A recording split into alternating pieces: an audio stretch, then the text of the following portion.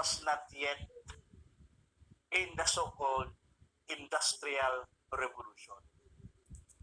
Because when industrial revolution have started to effect changes in England,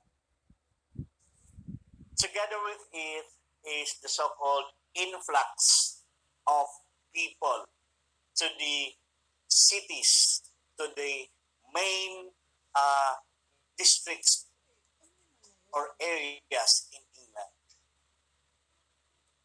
Now, since this influx or since this migration of rural folks into the urban areas have become unrestrained, alongside with it is that there have been an increase in population in urban areas. Consequently, crime rates have also increased. And the common of which is theft. So you see, the watch and ward system now becomes futile. Wala na siyang masyadong, or rather hindi na siya masyadong effective. So therefore, there is this need to devise or to come up with a new strategy or new scheme as to how to better address the unprecedented increase in crime rates. So therefore, they were able to think of incentivizing or they give incentives, hence the existence of the so-called private detectives. The main function of these private detectives is to run after or is to solve theft cases. The main highlight or the main idea of this new approach in England is detectives are being given incentives or rewards for every thief that they will be able or that they will successfully arrest. In fact,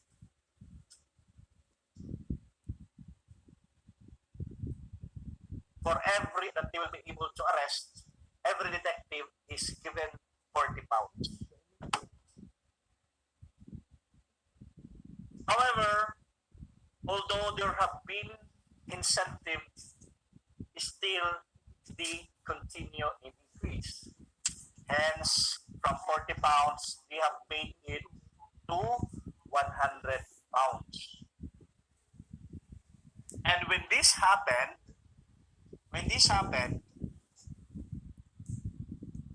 normally, dumami din yung tinatawag natin na thief takers. Yan yung tawag nila sa mga sarili nila during that time. They call themselves as thief takers, which is obviously naman kung ano yung trabaho nila. So therefore, nagkaroon ng increase in the thief takers. And among the prominent personality is Jonathan Wild. Jonathan Wild was a buckle maker, and at the same time, he was a brutal operator and a master criminal, and he became London's most effective criminal investigator. Yes, indeed, he became London's most effective criminal investigator during his time for the reason that he was a brutal operator. For the information of everyone, a brothel is a place wherein people can have drinks, and at the same time, sort of, it is a lodging house. So you could just try to imagine, so the kind of people who, uh, the kind of people who frequent uh, the area or the brothel of Mr. Jonathan Wild.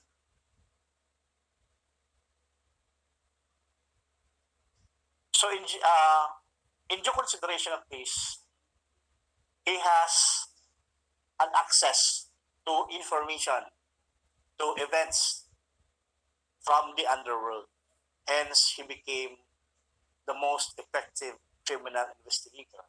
Also, as I was mentioning earlier, it was Jonathan Wild who was able to conceive the idea of charging a fee for locating and returning stolen properties to their rightful owner. However, the problem for this is that as time progressed, yung iba is gumagawa-gawa na lang ng krimen, right? So, kunsabo na lang in order to claim the reward money. So, dito naman ngayon papasok si Henry Fielding. Kasi, in 1749, or prior to the founding of Bow Street Runners, Henry Fielding observed the continued increase in crime rates in Bow Street. And he thought to himself that he needs to do something. And in doing so, he was able to come up with the idea of not following yung sa thief takers, konsepto ng thief takers, wherein binibigyan ng incentive or reward. So in fact, ang ginawa niya, together with his brother John Fielding, is they assembled a group of constables. And these constables, their main function is to go after criminals. Pero ngayon, ang catch or ang pinagkaiba niya doon sa thief takers is that ang bayad sa mga members ng Bow Street Runners came from the government, or they have this so-called funding. So hindi na sila nakabase doon sa incentives or sa reward money. Hence, the Bow Street Runners gained the reputation of being the London's first professional police force. And in fact, it was considered as the foundation of all modern police. So as I was saying, it was, or rather the Bow Street Runners was founded together with the help of John Fielding. So years later, after the founding of Bow Street Runners in 1749, unfortunately, Henry Fielding died. And it was John Fielding who became the successor until the disbandment of or abolition of the Bow Street Runners in 1839. So as I was saying, John Fielding is the younger brother of Henry Fielding. The reason why Bow Street Runners have become successful during its existence is that it was able to do away from the system that the thief takers have prescribed to. Why? Because rather the members of Bow Street Runners employ this so-called developing of informants. So they have developed intelligence network. Then, aside from that, they were also able to conceive the idea of printing notices, and then employing proactive, take note, proactive criminal raids, not reactive, and then the bearing of firearms and handcuffs. So that's the reason why most net runners became effective during the time of its existence. However, again, after how many years of its existence, unfortunately, um, the system is not yet effective anymore. So the question now is why? Why was the system ineffective? Primarily because majority now of the members of the Bow Street Runners does not have the formal training. Hence, in 1829, Sir Robert Peel, okay, Sir Robert Peel have exerted effort to ensure the enactment of Metropolitan Police Force Act. And when such act was enacted, it gave birth to the LMPF, or the London's Metropolitan Police Force. In fact, the LMPF is also called as Metropolitan Force, and it is also considered a predecessor to the Scotland Yard. Ladies and gentlemen, Sir Robert Peel is being considered as the father of modern policy. So why was he considered the father of modern policy?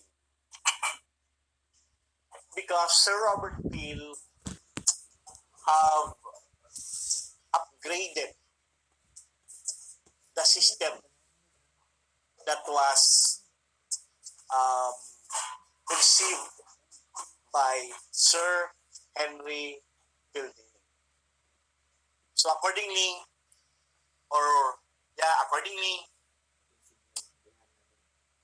Sir Robert Peel have made it to the point that all members or anyone who wishes to join the London Metropolitan Force or the entire organization itself must be professionalized. In fact, even the weight, even the education, even the education are now being considered in the recruitment for the members of the LMPF, or the London Metropolitan Force. Diba?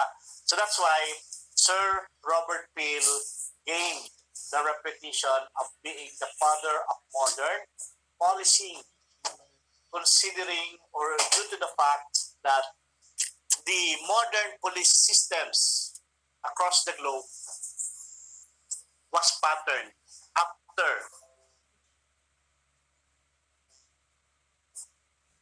these, right? Then, together with the advancements in the creation of different law enforcement organizations all across the world, alongside with it also is the development of the development of forensic sciences and the development of the application of forensic sciences in the conduct of criminal investigation. So in fact, it was in 1882 wherein Alphonse Bertillon introduced the first systematic identification system based on the anthropological measurement. So ito yung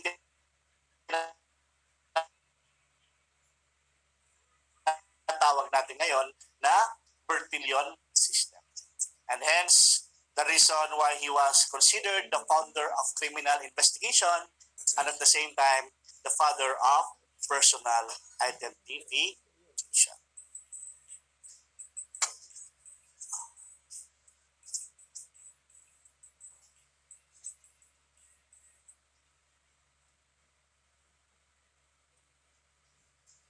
another prominent personality who have significant contribution in the development of criminal investigation is Francis Galton.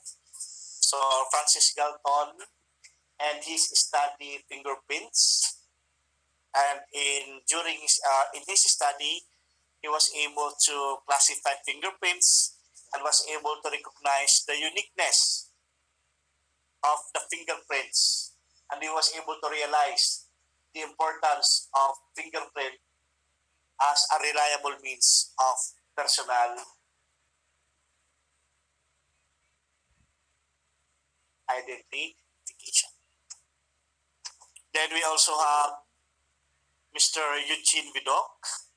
Eugene Vidocq is considered as the father of modern criminology in the French police department.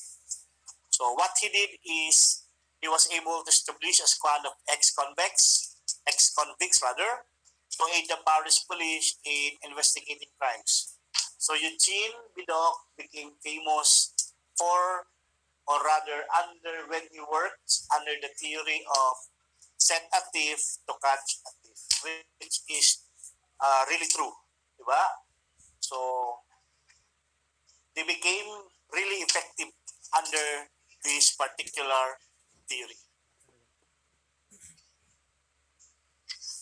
Then we have Dr. Edmond Lucard.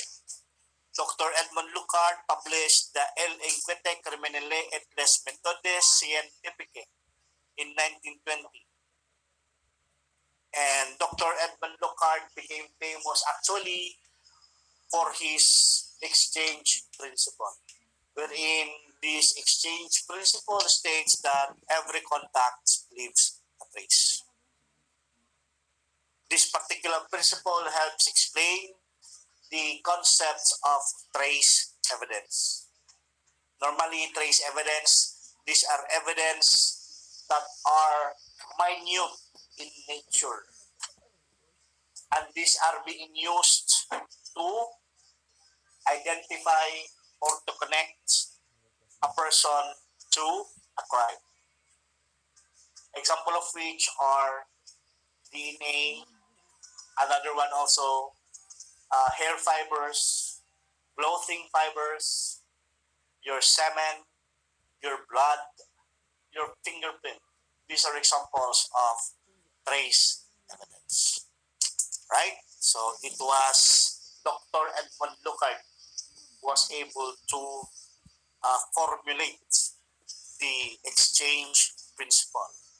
Then we have William Henry Fox Talbot in 1839. In fact, 1839 is considered the birth of photography.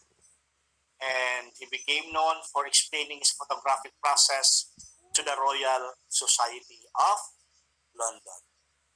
Then we also have Charles Dickens. Charles Dickens was a great novelist, and in fact,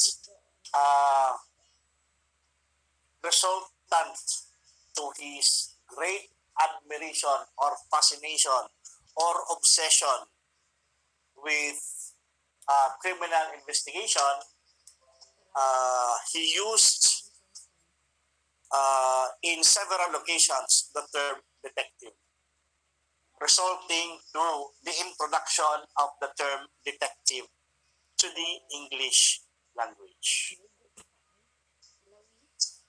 After Charles Dickens, we also have Thomas Beards. Thomas Beards naman, his main contribution is the conceptualization of modus operandi. Modus operandi, which literally translates to method of operation. Then we also have Paul Leland Kirk. Paul Leland Kirk, who became known for his work on the so-called blood spatter evidence. So, as you can see, in my presentation, these are examples of blood spatters or talsik ng dugo. Right? So it was Paul Leland Kirk who was able to conceive a reliable method in analyzing blood spatter evidence.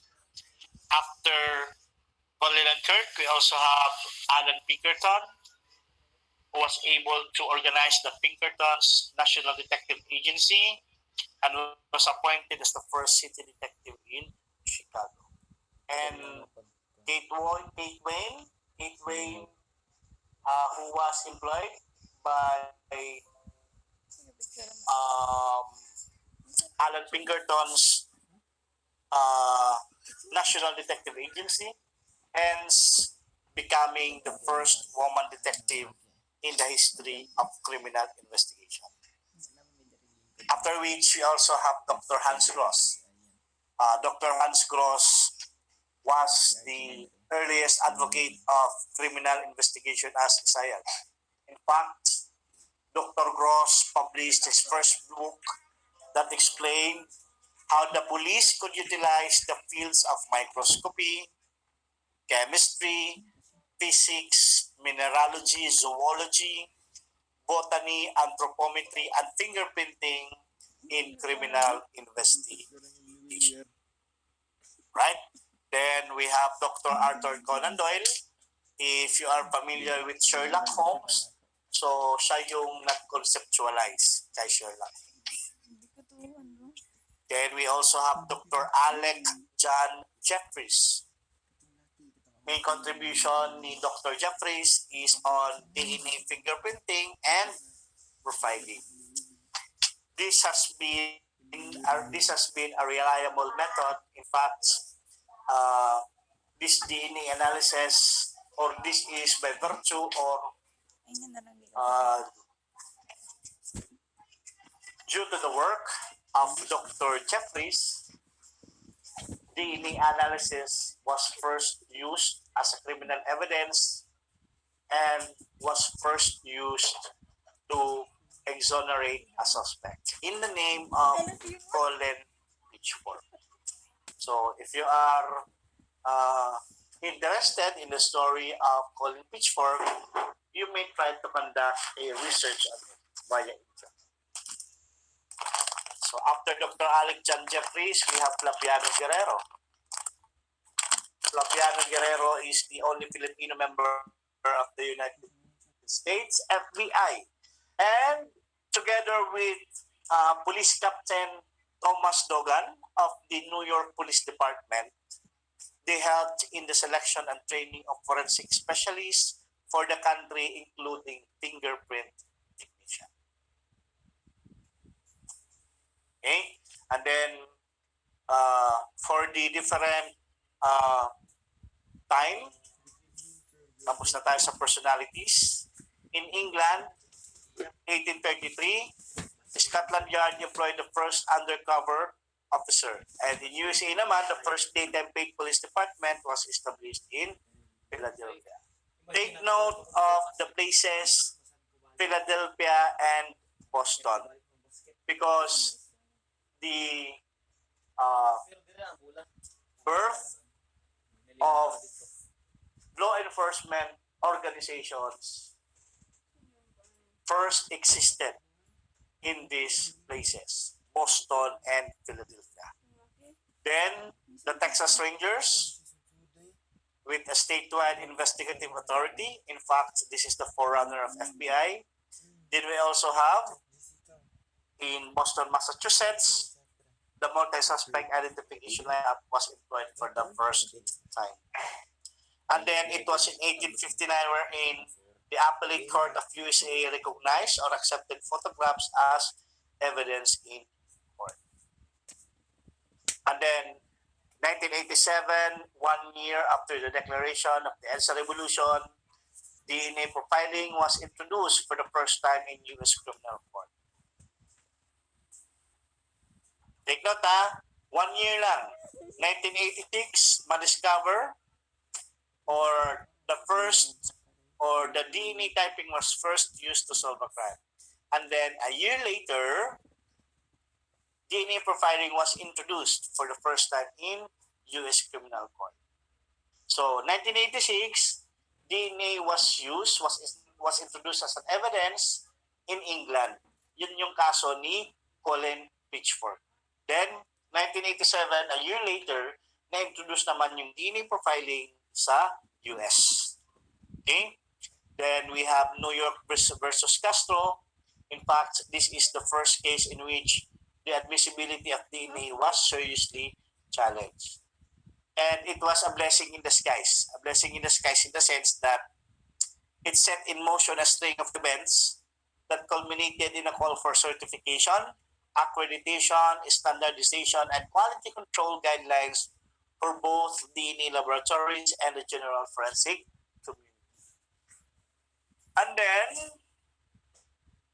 in 1999 in USA, from 1977, na-introduce yung AFIS or Automated Fingerprint Identification System. Tapos, 22 years later, is nag-upgrade yung FBI from AFIS to IAPIS. Ano ba yung AFIS? Ano ba yung IAPIS?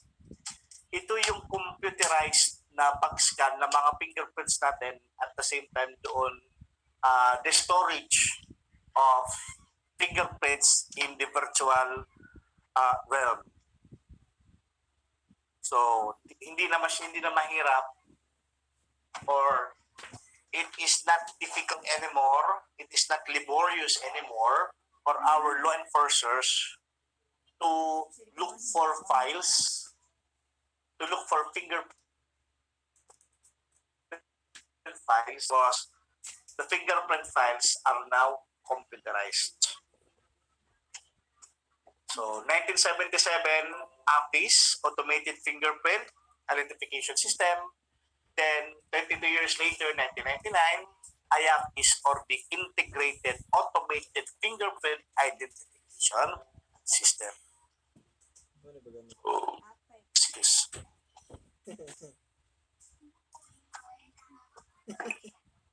So we proceed now with the history of criminal investigation in the Philippines. But before I proceed, do you have questions or do you have clarifications on the international historical development of criminal investigation? No, sir. Any clarification? Wala? Okay, thank Wala, you. sir.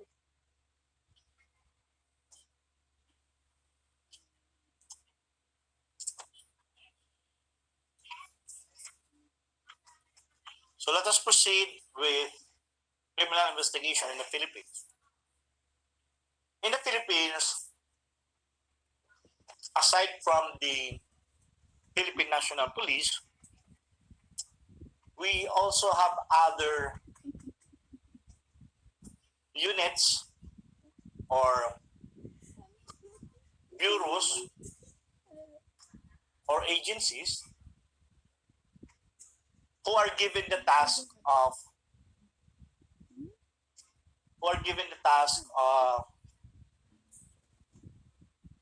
conducting criminal investigation. And these are the CIDG and the NBI. Right? So what is PNP CIDG? What is the mandate of PNP CIDG? Accordingly, the Philippine National Police Criminal Investigation and Detection Group, its mandate is to conduct investigation or to provide investigative process on matters relating to organized crimes. So that is the main, or that is the mandate of the PNP CIDG.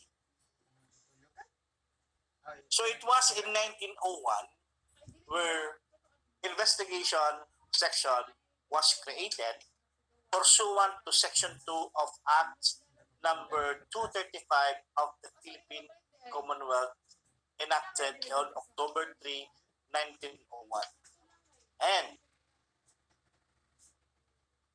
obviously, the creation of the IS led to the existence of the CIS or Criminal Investigation Service or yung tinatawag natin ngayon na CIDG. 12 years later, in 1913, the birth or the genesis of criminal investigation in the MPD or nagkaroon ng Criminal Investigation Unit sa Manila Police Department, which is presently known as the Western Police District or WPD. And then it was in 1920 up to until 1936 wherein the CIS or the then known as the Information Service or Investigation Section led to the successful investigation on the then Colorum Rebellion, Sakdalista movement, and the Acidili Uprising. 10 years later, in 1946, the CIS was tasked to perform highly specialized tasks of investigation and intelligence work as a criminal investigation branch of G2. Right? So, during that time, iba pa yung niya, hindi pa siya separate, under pa siya sa army natin. In fact, G2 is responsible for intelligence works. And 4 years later, in 1950, the CIS was commissioned to gather intelligence naman and assume the role as the main investigating outfit of the Philippine Constabulary. So this is what I was saying. So the CIS now became part of the Philippine Constabulary. They were already part, but it was in 1950 wherein they assumed the role as the main investigating outfit of the Philippine Constabulary. And this was in response or their assumption of the role as the main investigating outfit of the Philippine Constabulary is actually in response to the resurgence or yung pagbabalik ng iba't ibang syndicates, example of which are Black Shirt and the Kamlon Gang, and the anti-government movements, Hukbalahap or the Hukbong Bayan laban sa Hapon. And then it was in 1987 where CIS is retained as one of the national support unit of the newly created PNP under the name of CISC or the Criminal Investigation Service Command. Take note of the years, my dear students. 1901, 1946, 1950, 1987.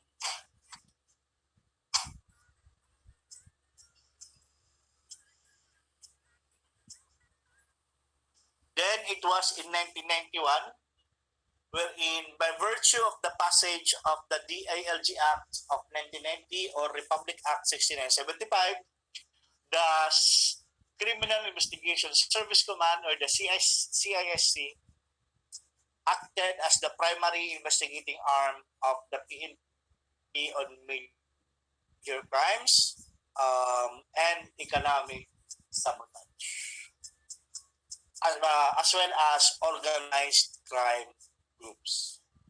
And then in 1994, on September, Fund was renamed as Criminal Investigation and Detection Group. So it was in 1994 where CISC became CIDG following NAPOLCOM Resolution number 9237.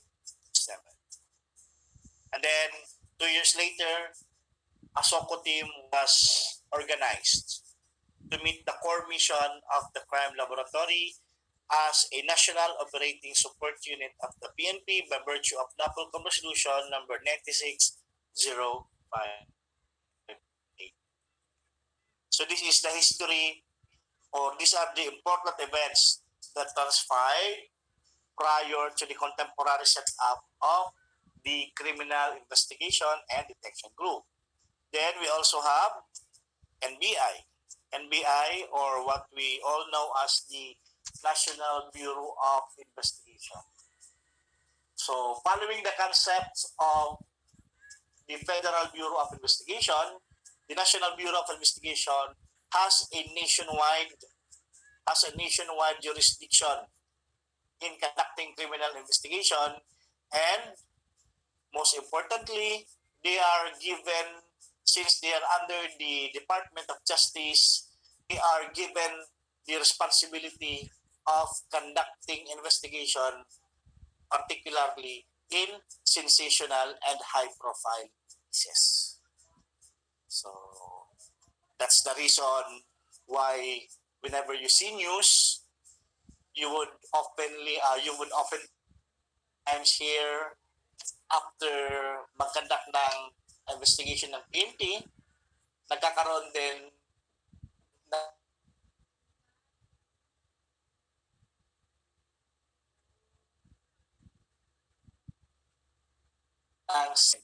they are curious kung bakit daw nag-exist yung NBI.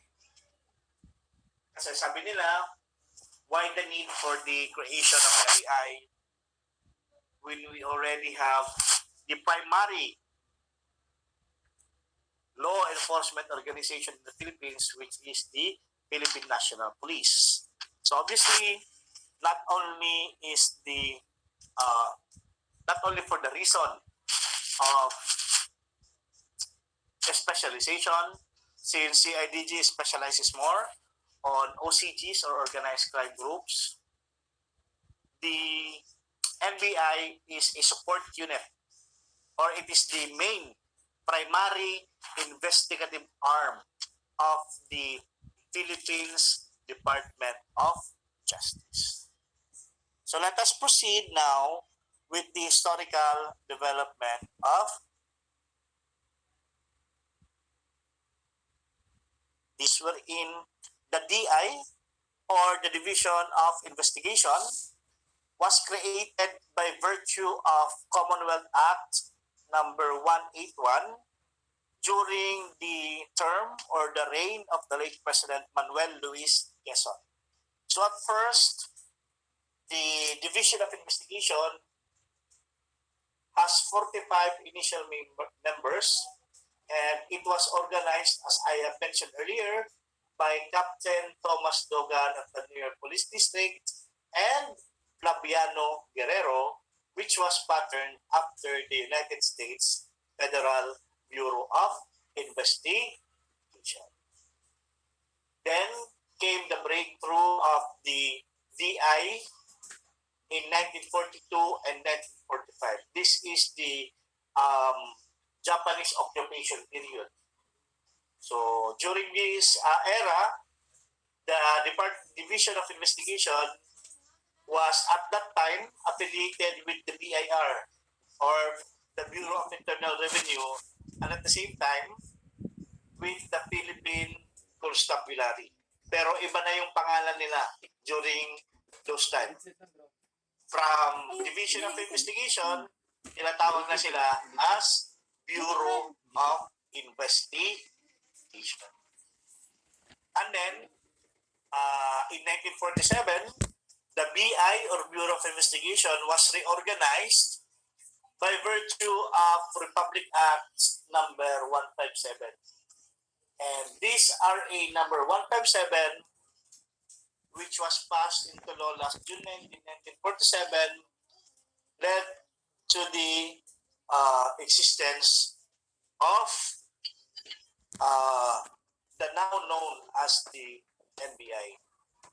Because RA 157 was later amended by Executive Order 94. So you see, by virtue of this RA 157 and the amendments made by Executive Order number 94, so from Bureau of Investigation, it became now as the National Bureau of Investigation, and from being under the supervision or jurisdiction of the BIR and Philippine Constabulary, it was separated from the from these previously mentioned agencies and now became part of the Department of Justice. And just recently, in 2016, the NBI was organized through the National Bureau of Investigation, Reorganization and Modernization Acts, or the Republic Act 10867. Okay, so that is the historical development of NBI.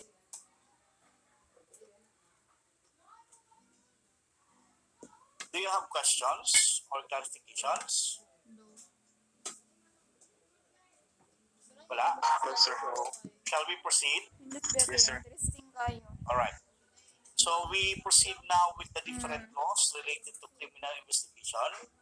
First, we have the 1935 Philippine Constitution, Article 3, Section 17, Paragraph 1. It stated that in all criminal proceedings, the accused shall enjoy the right to be heard by himself and counsel. So there is already a provision of appointing, or rather, appointing a counsel. Then in 1973 Philippine Constitution, Article 3, Section 20, notice that majority of the laws that are being cited here, majority or most of the rights that are being discussed are stipulated under Article 3. And Article 3 are what we call as Bill of Rights. Okay? So, highlight naman ng 1973 Philippine Constitution, Article 3, Section 20, sabi naman niya, no person thou shall be compelled to be a witness against himself. So, the existence now of, or by virtue of this particular provision, the existence of the right against self-incrimination. So, if you love to watch, or if you happen to watch several footages or several Senate hearings or Senate inquiries, what will stand out, or maybe you have observed, the um, common excuse or common excuse that is being invoked by those witnesses that are being uh, investigated by the legislators. The so-called I invoke my rights against self-incrimination. Meaning to say, you cannot be compelled to testify or to give statements on matters wherein uh, it could be detrimental or harmful to your case. Hence, no person shall be compelled to be a witness against himself. However, you have to note, my dear students, that this particular provision is only applicable to testimonial evidence, right? So, if what is being offered is a physical or object evidence or a documentary evidence, this particular provision is actually, rather, it does not cover. This particular provision does not cover when the type of evidence that is being offered is the object evidence or a documentary evidence. Right? Then, we have the 1987 Philippines Constitution, Article 3, Section 12, Paragraph 1. Accordingly, any person under investigation of the commission of an offense shall have the right to be informed of his right to remain silent and to have a competent and independent counsel, preferably of his choice. Now, if the person accordingly cannot afford the services of counsel, he must be provided with one. These rights cannot be waived except in writing, signed, and in the presence of a counsel. Diba? So, ang ganda ng mga provisions na ito with regards to criminal investigation. Then, in 1987 Philippine Constitution also, Section 6, Article 16, this speaks on the limitations and powers of the Philippine National Police. Because accordingly, this provision states or provides that the state establishes and maintains one police force. And this particular police force shall be national in scope. Meaning to say, if you are a police officer or if you are a member of the Philippine National Police, not only are you a police in Cebu, or not only are you a police in Leyte, but you are a police officer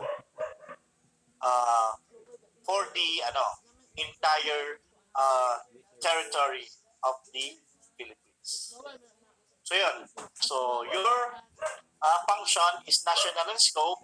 However, it is civilian in character. Very military in character. And then, to be administered and controlled by the National Police Commission or NAPOLCOM. And another important feature of this is that the authority of the local executives or the police shall be provided by law. And then lastly,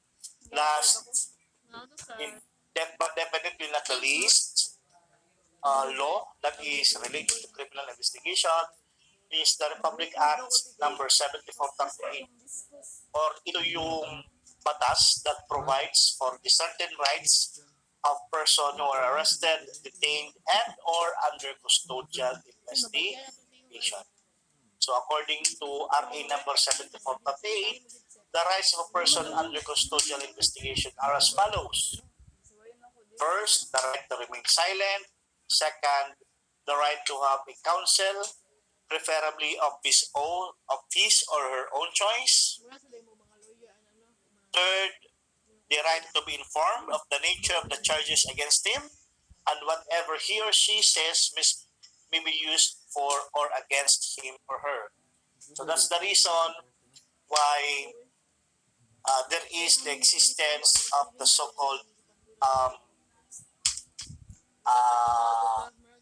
affidavits or counter affidavits by virtue of this Also, this is the reason why there is the existence of arraignment, right? Arraignment. Then, lastly, the right to be informed of such rights under the Constitution. So these are only some of the highlights of RP number 7438. We proceed now with the related cases. There are some cases and the decisions which prove to be essential in the study of criminal investigation. First, yung tinatawag na Miranda versus Arizona case, and it was in United States, Arizona States in the US of A. This transpired way back early 1960s. What is this case all about? This involved a certain Ernesto Miranda, wherein Ernesto Miranda is Mexican and was charged for kidnapping and the crime of rape. So what really transpired is that when Mr. Ernesto Miranda was arrested, he was extensively interrogated and tortured until eventually he confessed to the admission of crime. So his confession or his admission was accepted at first as an evidence by the district court and by the state Supreme Court. However, Ernesto Miranda